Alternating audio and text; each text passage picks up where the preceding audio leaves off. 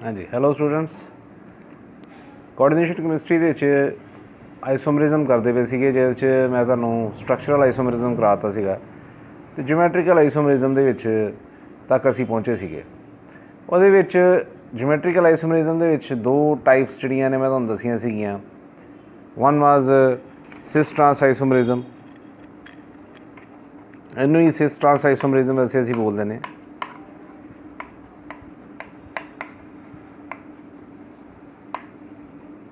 Geometrical isomerism और सिस trans isomerism actually है stereo isomerism.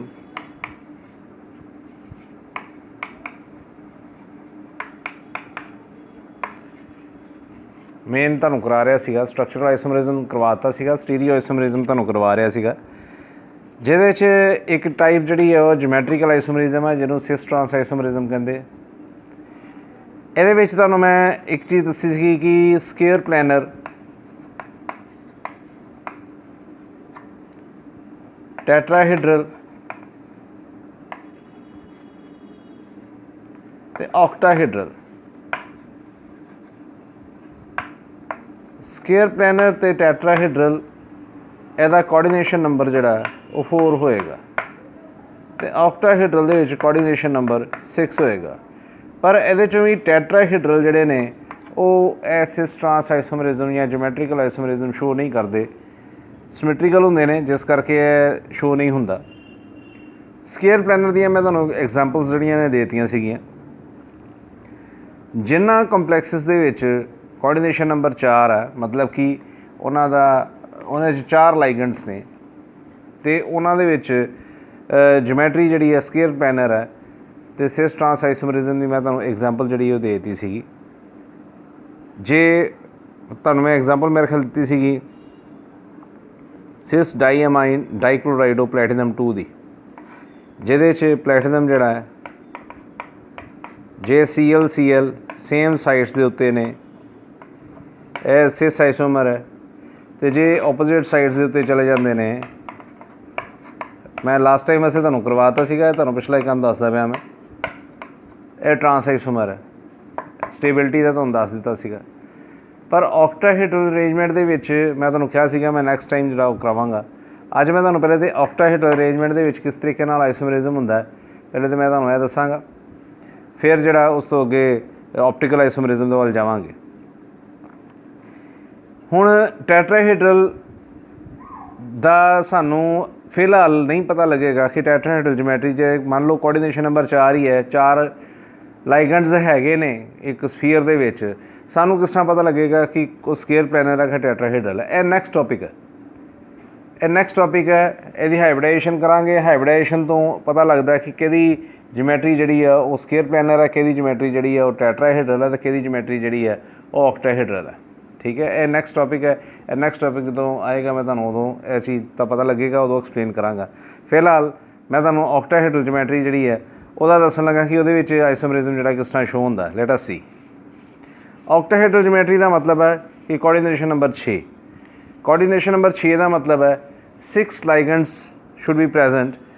ਇਹਦੇ 'ਚ मैं ਤੁਹਾਨੂੰ एग्जाम्पल ਜਿਹੜੀ है वो लेट अस सी एक एग्जाम्पल लिखते हैं ਅਸੀਂ ਇੱਥੇ,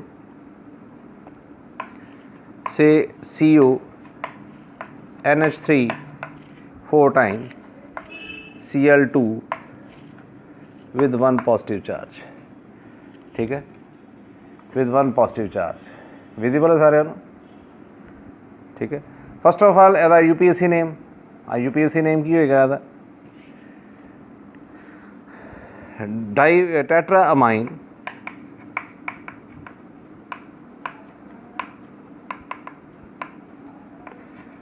डाईक्लोराइडो कोबाल्ट। यह न्यूट्रल है, 1 नेगेटिव है, X है। यदि ऑक्सीडेशन स्टेट देखोगे तो 3 आएगी। आयनिक स्टेज विच है, ये पिछे आयन जरूर लिखना, टैट्रा अमाइन डाईक्लोराइडो कोबाल्ट 3 आयन। हुण असीं इहदा सिस आइसोमर ते ट्रांस आइसोमर बनाना 4 ते 2 6, कोऑर्डिनेशन नंबर कोबाल्ट का 6 है, कोबाल्ट का कोऑर्डिनेशन नंबर 6 है, उन्होंने 6 लाइगेंड्स ने घेरिया होया इस तरीके नाल कि एक जिहड़ा कंपलैक्स बन जाए। हुण इहदा स्ट्रक्चर जे बनाइए तो ऑक्टाहेड्रल ज्योमेट्री है। मैं दोनों आइसोमर बनावांगा, तुसीं ध्यान नाल देख लेना। कोबाल्ट मैटल विच है,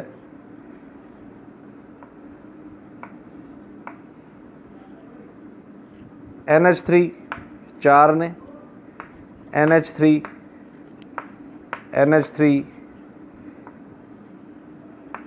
NH3 Cl अनदर Cl। हुण Cl दोनों सेम साइड्स के उत्ते ने, इहनूं तुसीं डॉटेड पाओगे। देखो डायग्राम बनाने का एक तरीका ही हुंदा है, आसानी दे नाल डायग्राम बनानी है। और जो डायग्राम मैं बना रहा बिल्कुल सिंपल है। तो पॉजिटिव चार्ज इत्थे शो करांगे, दिस वन पॉजिटिव चार्ज जिहड़ा इस तरह शो हो जाता है।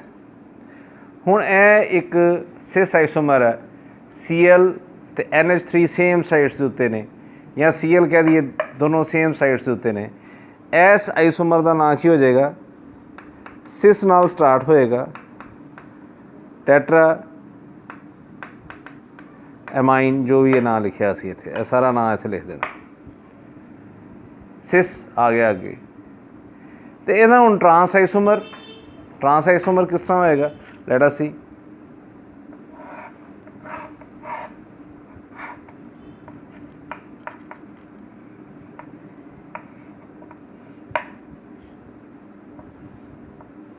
ऑक्टाहेड्रल ज्योमेट्री इस तरह होंदी है।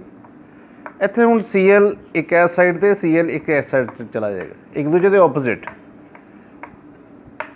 NH3 जड़े ने वो 4 ते विद 1 पॉजिटिव है, ठीक है। इनू तुसीं डॉटेड पाओगे। ज्योमेट्री की आउटलाइन नूं जिहड़ा असीं डॉटेड शो करते हैं। हुण एक ट्रांस आइसोमर है जिहदे ओपोजिट साइड्स के उत्ते चले गए, ਇਹਦਾ नाम हुण ट्रांस तो शुरू होएगा, ट्रांस टेट्रामाइन एंड सो ऑन। हुण देखो एक तो सिस आइसोमर तो ट्रांस आइसोमर का तुहानूं पता लग गया। मॉलिक्यूलर फॉर्मूला उही रहा, एक कोबाल्ट है, 4 NH3 ने, 2 Cl2, एक पॉजिटिव चार्ज दोनों च कोई डिफरेंस नहीं है। पर लेकिन जगह बदली, स्टीरियो आइसोमरिज्म करते पे हो, जे ज्योमेट्रिकल आइसोमरिज्म करते पे हो, जे Cl दोनों सेम साइड्स के उत्ते चला गया तो सिस आइसोमर है, जो ओपोजिट साइड्स के उत्ते आ जा रहे हैं तो एक ट्रांस आइसोमर बन जाएगा। स्टेबिलिटी का तुहानूं पता है कि trans is more stable than cis isomer, क्योंकि यह ग्रुप्स जिहड़े ने एक दूसरे नूं परे परे धक्कदे, स्टीरिक हिंड्रेंस वाला जिहड़ा पॉइंट इत्थे आ जाता, ठीक है। सैकेंडली मैं तुहानूं ये भी दस्सिया सीगा कि पर्टिकुलर जिहड़े कंपलैक्सिस ने उन्हां दा एक पर्टिकुलर कलर हुंदा है। जिहड़ा सिस आइसोमर है वो वायलट कलर का है, जबकि जिहड़ा ट्रांस आइसोमर है वो ग्रीन कलर का है। देखो ये लागे चागे भी नहीं है, ये बिल्कुल ग्रीन कलर हो जाता। ट्रांस आइसोमर बनने सारा कलर जिहड़ा ग्रीन हो जाएगा। कई बारी देखो जी नैक्सट क्लासिस जड़ियाँ सीनियर क्लासिस ने उन्होंने इन्होंने आइसोमर्स दे नाल या इन्होंने कॉम्पलैक्सिस की जी है प्रैपरेशन होंगी है। मान लो तुम यह प्रिपेयर करते पे हो, बाई चांस कोई गड़बड़ हो गई या कोई गलती हो जाती है तो नाल ही उन्हें कलर चेंज कर लेना। तो तुहाडा काम सीगा सिस आइसोमर बनाना, पर तुसीं की बना बैठे ट्रांस आइसोमर। रिवर्स हो लग जाता, रिवर्स जिहड़ा वो पॉसीबल हैगा, पर लेकिन एक तरह का कि गलत काम हो जाता है। मीन टू से कि ये तुसीं अपनी मर्जी नाल कोई कलर नहीं कर सकते, या अपनी मर्जी नाल असीं इत्थे लिख दीए पिंक कलर लिख दीए, इत्थे जिहड़ा वो येलो कलर लिख दीए, it is not possible. Particular जिहड़ी एग्जाम्पल आ उहदा पर्टिकुलर कलर हुंदा, पर्टिकुलर कंपलैक्स का एक पर्टिकुलर कलर है। इस करके इस चीज़ नूं भी याद रखना पैना कि किहड़े कंपलैक्स का किहड़ी पहली तो किहड़ी एग्जाम्पल लीती सीगी, फिर वो एग्जाम्पल तो बाद वह कलर किहड़ा शो किया सीगा, ठीक है। हुण कुछ एग्जाम्पल्स तो इस तरह दियां ने, सिंपल ने, सिस ट्रांस आइसोमरिज्म शो हो जाता है। कुछ ऑक्टाहेड्रल दियां एग्जाम्पल्स जिहड़ियां ने वो भुलेखे वालियां भी हुंदियां ने। फॉर एग्जाम्पल ये नोट कर लो सारे, ये स्क्रीनशॉट लै लो। For example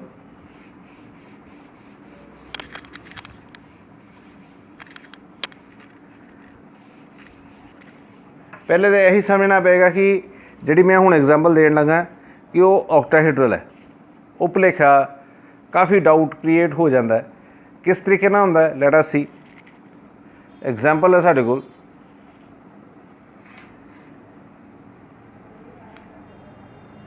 COEN 2 time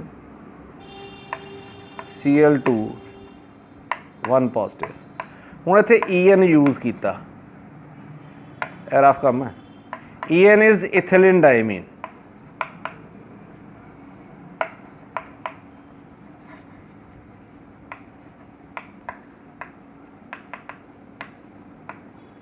ethylene diamine, it's a chelate. मैं तुहानूं कीलेट का ते लाइगेंड का एक डिफरेंस समझाया सीगा। कीलेट ते लाइगेंड च की डिफरेंस हुंदा है। कीलेट वो लाइगेंड्स हुंदे ने जिहड़े रिंग फॉर्म करते हैं। जे इथिलीन डायमीन की स्ट्रक्चर बनाइए तो यह स्ट्रक्चर कुछ इस तरह की बनेगी।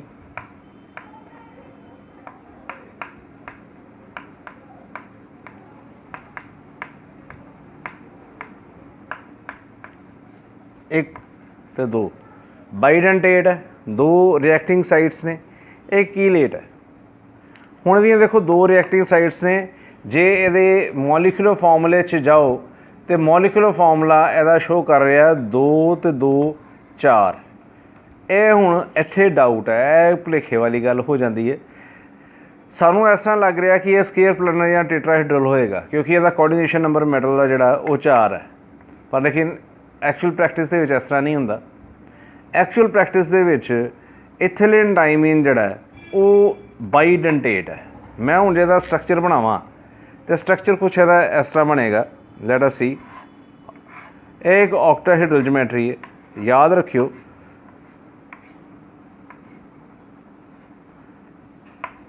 Cl हुण इत्थे मान लो मैं इथिलीन डायमीन का जे स्ट्रक्चर लिखा, स्ट्रक्चर कुछ इस तरह आएगा NH2 CH2 CH2 तो NH2। यह बाइडेंटेट है, दो जगह पर जुड़िया होया। इहदियां दो रिएक्टिंग साइड्स ने इथिलीन डायमीन। मैं जो इधर पावां इधर भी उस तरह ही मैं पावांगा। ठीक है, NH2 CH2 CH2 तो NH2 दो जगह जुड़ के एक Cl तो बन गया ऑक्टाहेड्रल ज्योमेट्री बन गई। ऑक्टाहेड्रल ज्योमेट्री बनती पई। हुण इहनूं सिंपलीफाई करीदा कि इत्थे जिहड़ा है वो EN शो कर दीदा दो जगह।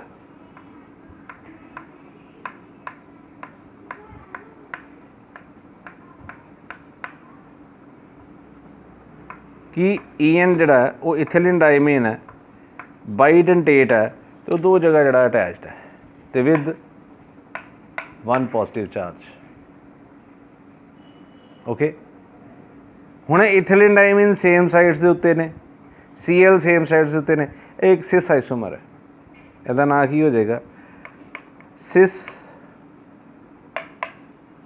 बिस डाइक्लोराइडो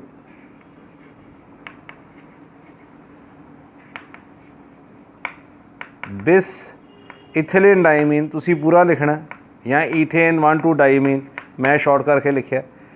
ईथेन 1,2 डायमीन भी लिखना। कोबाल्ट 3 आयन, कोबाल्ट 3 आयन, ਇਹਦਾ नाम हो जाएगा SS आइसोमर। ठीक है, हुण मैं जो ट्रांस आइसोमर बनावा, ट्रांस आइसोमर किस तरह बनेगा, let us C.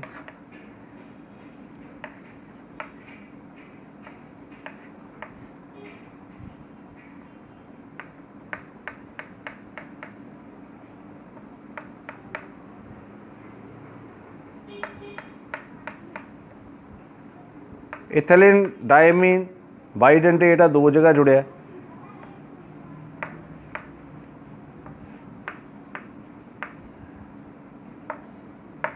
Cl Cl with 1 positive charge. ठीक है, यह हो जाएगा ट्रांस। ट्रांस जो भी है पूरा का पूरा नाम इत्थे आ जाएगा। ਇਹ सिस ਤੇ trans isomerism in case of if chelate is present. ये डिपेंड करेगा ये कीलेट जिहड़ा वो बाइडेंटेट है तो दो जगह जुड़िया होएगा। इस तरह के डाउटफुल एग्जाम्पल्स जिहड़ियां ने वो आ जांदियां ने। फॉर एग्जाम्पल तुहानूं यही आ सकती है कि तुसीं इहदा जिहड़ा आइसोमरिज्म शो करो या सिस ट्रांस आइसोमरिज्म जिहड़ा वो शो करो। हुण देखो जो देखोगे तो लगेगा इस तरह ही कि ये 4 कोऑर्डिनेशन नंबर है तो एक टैट्राहेड्रल जिहड़ा कंपलैक्स हो सकता है या एक स्केयर प्लेनर कंपलैक्स हो सकता है, पर एक्चुअल प्रैक्टिस है कि ये ऑक्टाहेड्रल है। ज्योमैट्री जिहड़ी ऑक्टाहेड्रल है क्योंकि एक लाइगेंड दो जगह जुड़िया, 4 तो यही हो गई तो एक आ जुड़िया तो एक आ जुड़िया, 6 टोटल 6 हो गई। जिहदा कोऑर्डिनेशन नंबर 6 है वो ऑक्टाहेड्रल ज्योमैट्री होएगी। अंडरस्टैंड। इस तरह दी कुछ एग्जाम्पल्स होर ने ये बुक दे विच देखोगे तो ऑक्सलेट की एग्जाम्पल है। ऑक्सलेट भी जो बाइडेंटेट है, दो जगह जुड़िया होंगे, वह भी सिस ट्रांस आइसोमरिज्म जो इस तरह शो होंगे। यह सीगा cis trans isomerism in coordination complexes. अगे जड़ा वो आ जाता है ऑप्टिकल आइसोमरिज्म। देखो ऑप्टिकल आइसोमरिज्म जड़ा वो एक लंबा टॉपिक है, मैं तुहानूं उहदे हिंट वगैरह दस देना कि ऑप्टिकल आइसोमरिज्म च असीं करना की है। थोड़ा जिहा करवावांगा, पर देखो ऑप्टिकल आइसोमरिज्म दे विच करन तो पहले कुछ सानू जर्नल जड़ियां ने वो टर्म्स जड़ियां ने वो पता होनियां चाहिदियां ने। जर्नल टर्म्स जड़ियां ने जिन्नी देर तक उन्हां बारे नहीं पता लगेगा तो ऑप्टिकल आइसोमरिज्म का सानू समझ नहीं आएगा। इहदे विच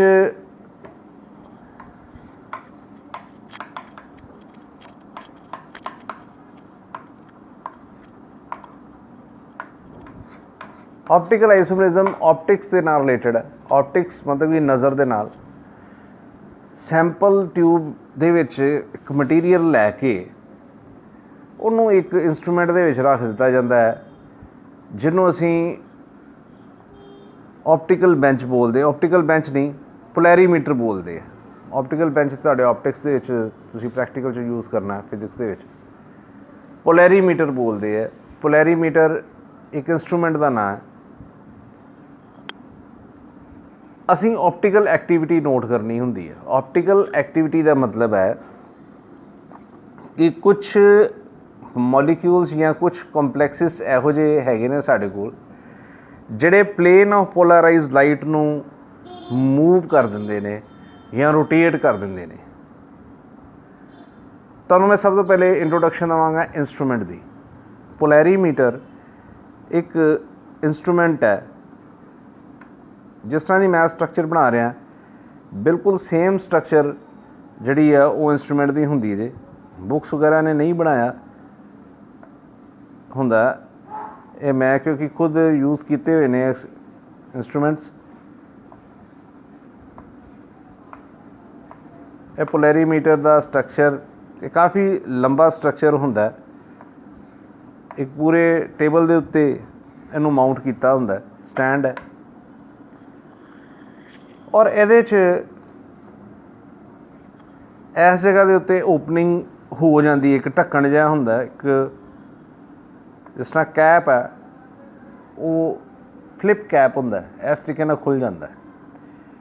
इहदे विच एक शीशे की ग्लास ट्यूब है। ईवन वो जिहड़े कवर्स ने, ਉਹਦੇ ਜਿਹੜੇ कैप्स ने वो भी ग्लास के होंगे ने। मटीरियल इत्थे भरिया जाता है। This is sample tube.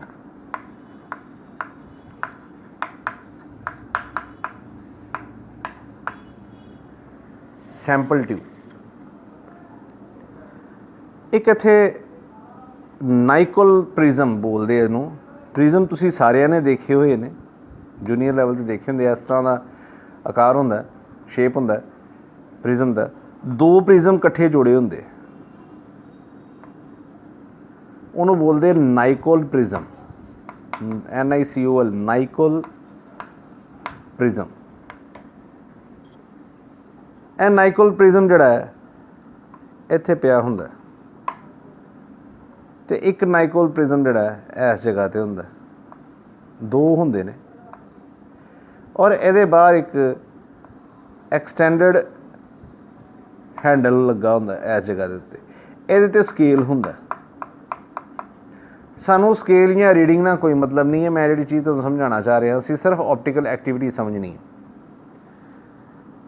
ये अगे शीशा, ये अगे भी जिहड़ा वो शीशा है, और इस जगह ते एक बॉक्स हुंदा है लगा, ये बॉक्स दे बिल्कुल नाल अटैच्ड हुंदा है, जिहदे च source of light sodium vapour lamp आम तौर पर यूज़ होंदा है। This is source of light.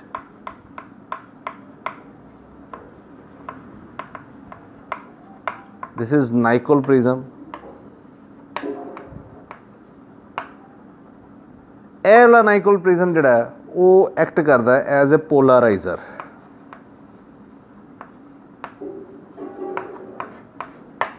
Polariser किस तरह कि जो लाइट इधरों एंटर करती है वो सारिया डायरैक्शनस दे विच मूव कर रही होंदी है, पर जो ही इस प्रिज्म दे विचों निकलती है वो प्लेन ऑफ पोलराइज्ड लाइट, एक पोलराइज्ड लाइट सिंगल डायरैक्शन च मूव करने वाली लाइट जिहड़ी है वो बन जाती है, उन्होंने असीं बोलते हैं पोलराइज्ड लाइट। वो लाइट फिर एंटर करती है सैंपल ट्यूब च, सैंपल ट्यूब च लंघदी हुई असीं इत्थे ऑब्जर्वर है, वी आर हेयर। ये आई शो कर रही है साडी प्रैजेंस, असीं इत्थों देख रहे हैं जिस तरह माइक्रोस्कोप देखीदा, जस्ट लाइक दैट असीं इत्थों विजन लै रहे हैं। इहदा ऑप्टिकल गल आ गई ना, असीं देख रहे हैं, असीं इत्थे अख लगा के जिहड़ा वो देख रहे हैं। हुण जदों असीं ऑब्जर्व करते हैं, ऑब्जरवेशन देखो हाली वैसे तो तुहानूं इंस्ट्रूमेंटेशन तो ऑब्जरवेशन समझा रहा। ऑब्जरवेशन पहली कंडीशन सानूं ब्राइट लाइट नज़र आएगी पहले भी तो आफ्टर रोटेटिंग। यह बाहरला पासा रोटेट होना सिर्फ जदों हैंडल असीं या लैफ्ट हैंड साइड दे मोड़ांगे या राइट हैंड साइड दे मोड़ांगे, सानूं ब्राइट ही लाइट नज़र आएगी। सेकंड कंडीशन, पहले लाइट ब्राइट नज़र आ रही है, असी हैंडल जड़ा देखो ए इंस्ट्रूमेंट जस्ट लाइक कि ए इंस्ट्रूमेंट है, ए रिंग इस तरह ये बाहरले पासे लगा होया है, जी प्लेट शो हो रही है बाहरले पासे है, तो बाहरले पासे हैंडल है, यह हैंडल मूव करना है। एक्चुअली जो हैंडल मूव करता है उदों ए वाला प्रिज्म जिहड़ा नाइकोल, यह जिहड़ा सैकेंड नाइकोल प्रिज्म है, यह अंदरों रोटेट होंदा है। लाइट प्लेन पोलराइज लाइट जिहड़ी है वो इहदे चों निकल के अगे नूं आंदी है, फिर वो एस नाइकोल प्रिज्म च निकलती है। एस नाइकोल प्रिज्म नूं लिखते हैं असीं एनालाइजर।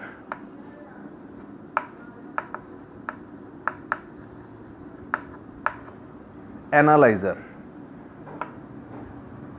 ए नाइकोल प्रिज्म पोलराइजर है, इन्हें पोलराइज किया लाइट नूं, इन्हें एनालाइज किया लाइट नूं। एनालाइजर है दोनों नाइकोल प्रिज्म ही ने। हुण लाइट जिहड़ी साडे तक पहुँचनी है, यह असीं ऑब्जर्व करते पे हैं, या तो मैं तुहानूं कहा ब्राइट लाइट नज़र आएगी, हैंडल नूं हिलाया, हैंडल नूं इधर मूव किया, इंज मूव किया, इस तरह मूव किया, तो नाइकोल प्रिज्म अंदर मूव होया। इहदा अटैचमेंट जिहड़ा अंदरले नाइकोल प्रिज्म दे नाल हुंदा है। दूसरी कंडीशन की हो सकती है कि पहले ब्राइट लाइट नज़र आएगी, फिर डल नज़र आएगी, फिर ब्राइट नज़र आएगी। ब्राइट डल ब्राइट, या और डल bright then again dull.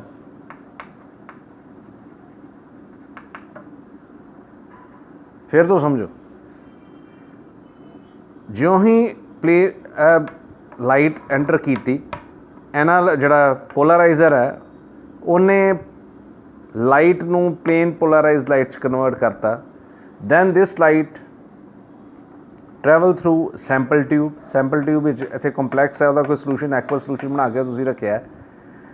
Then it goes to nicol another nicol prism which is analyser. Then it reaches to our eye. We are observing this by rotating the outer handle, सज्जे या खब्बे या left side दे तुसीं move करांगे या right side they move करांगे। जे left और right side दे उत्ते मूव करदियां ब्राइट ही रही और लाइट जिहड़ी ब्राइट ही रही, भावें वो लैफ्ट हैंड साइड मूव कीता तां भी, राइट हैंड साइड मूव कीता तां भी ब्राइट रही, या पहले ब्राइट नज़र आएगी, मूव किया फिर डल हो जाएगी, होर मूव किया फिर ब्राइट हो जाएगी, या पहले डल नज़र आएगी, मूव किया ब्राइट नज़र आई फिर डल हो गई। यहाँ तीसरी कंडीशन डल ही नज़र आएगी, जिधर मर्जी मूव कर दियो वो डल ही नज़र आएगी। ਇਹਦੇ ਚੋਂ कंडीशन नंबर फस्ट ਤੇ थर्ड ਹੋਵੇ ਤੇ ਅਸੀਂ ਕਵਾਂਗੇ कि ਜਿਹੜਾ गिवन सैंपल है वो ऑप्टिकली इनएक्टिव है। ऑप्टिकली हले सिर्फ सुन लो, इनू एक्सप्लेन मैं कल करा नैक्सट जो लैक्चर वो कराँगा कि ऑप्टिकली क्यों होंदा ऑप्टिकली इनएक्टिव। तो एस कंडीशन ए जी कंडीशन है ब्राइट डल ब्राइट या डल ब्राइट डल, यह कंडीशन नज़र आवे सानू नज़र आनी चाहिए है, मतलब कि हैंडल नू मूव करके जे यह कंडीशन नज़र आती है दैन वी विल से कि सैंपल जड़ा या जड़ा कंपलैक्स है वो ऑप्टिकली एक्टिव है।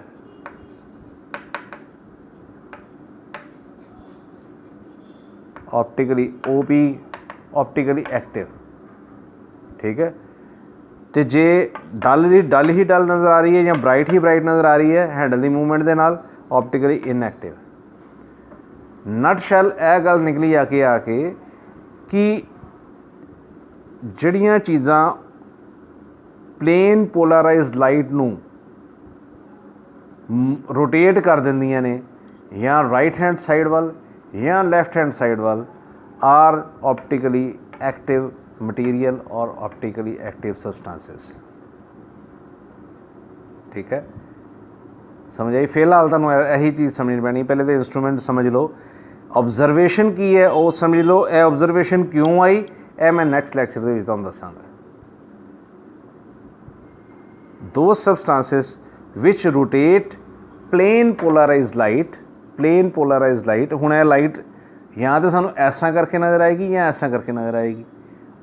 प्लेन पोलराइज्ड लाइट रोटेट हो गई, यदा मतलब जे रोटेट हो गई तो सैंपल जड़ा कंपलैक्स का एक्वस सलूशन है या मतलब जो कंपलैक्स में पाया असी ऑप्टिकली एक्टिव है, अदरवाइज वो ऑप्टिकली इनएक्टिव होएगा। यह दो ऑब्जरवेशनस जड़ियाँ ने यह सानू दस दियाँ ने ऑप्टिकल एक्टिव सबसटांस बारे, ठीक है। अज लिए इन्ना बड़ा, नैक्सट लैक्चर जड़ा वो वेट करो, वो मैं तुहानूं हुण समझावांगा कि ऑप्टिकली एक्टिव जड़ा या इनएक्टिविटी जी है वो क्यों है, आफ्टर ऑल रीज़न की है, ठीक है। इस मैं तुहानूं हिंट दे दिंदा जाना कि रीज़न जड़ा वो सिमेट्रिकल या अनसिमेट्रिकल होने का हुंदा है, ठीक है। डायग्राम अच्छी तरह नोट कर लो तो जो मैं लिखा इनू अच्छी तरह देख लो। अज लिए इन्ना बड़ा, चैनल पर जाके इस लैक्चर नूं शेयर करो, सबसक्राइब करो तो व्यू जरूर करियो, क्योंकि यह समझा होएगा तो नैक्सट जड़ा वो लैक्चर समझ आएगा, ठीक है जी। Thank you very much.